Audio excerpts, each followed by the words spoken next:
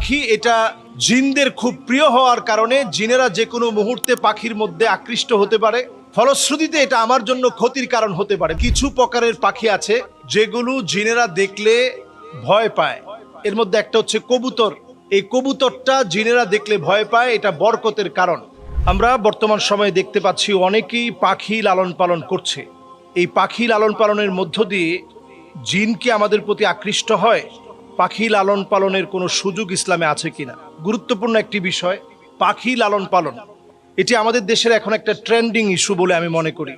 আপনারা দেখবেন যে এখন পাখিদেরকে খুব সুন্দর করে ছোটবেলা থেকেই লালন পালন করা হয় এবং প্রত্যেকটা পাখিকে ছোটবেলা থেকে ট্রেনিং বিল্ড আপ করানো হয়। ঘুমাতে হবে কিভাবে, বাচ্চাদের সাথে কিভাবে খেলাধুলা করতে হবে।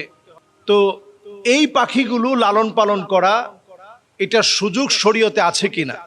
হ্যাঁ, নবীজি সাল্লাল্লাহু আলাইহি ওয়াসাল্লাম একজন সাহাবীকে জিজ্ঞাসা করলেন, ইয়া উমাইর মা ফাআলান নুগাইর।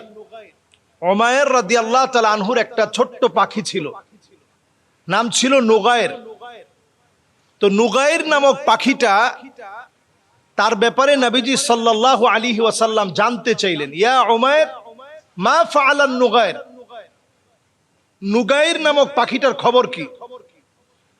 তো আমরা এই জন্য বর্তমানে যে সমস্ত পাখিগুলো রয়েছে লালন পালন করা যেতে পারে, যে সমস্ত পাখি কথা বলতে পারে, তাদেরকে ট্রেনিং বিল্ড আপ করিয়ে আরো বেশি সুন্দর সুন্দর কথা শেখানো। ছোট ছোট বাচ্চারা মোবাইলের প্রতি যেভাবে আসক্তি এখন বেড়ে গিয়েছে, মোবাইলের প্রতি যেভাবে আসক্ত হয়ে পড়েছে, এটা থেকে দূরে রাখার জন্য এ জাতীয় পাখি লালন পালন করা যেতে পারে। এক্ষেত্রে আমরা অনেকেই মনে করে থাকি যে পাখি এটা জিনদের খুব প্রিয় হওয়ার কারণে জিনেরা যে কোনো মুহূর্তে পাখির মধ্যে আকৃষ্ট হতে পারে, ফলশ্রুতিতে এটা আমার জন্য ক্ষতির কারণ হতে পারে। বিষয়টা আসলে মোটেও এমন না।